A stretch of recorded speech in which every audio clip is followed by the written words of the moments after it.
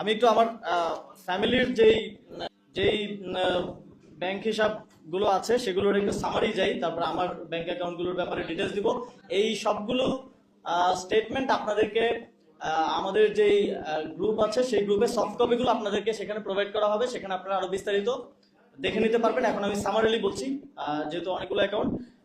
আমার বাবার 5টা অ্যাকাউন্ট আছে, এর মধ্যে salary account, active account, savings account এবং কারেন্ট অ্যাকাউন্ট রয়েছে। তার মধ্যে 5টি অ্যাকাউন্ট মিলে মোট ক্রেডিট আছে 5,47,711 টাকা।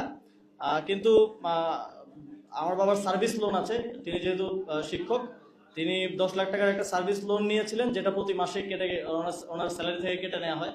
সার্ভিস লোন এখনো পেমেন্ট বাকি আছে 6,39,746 টাকা।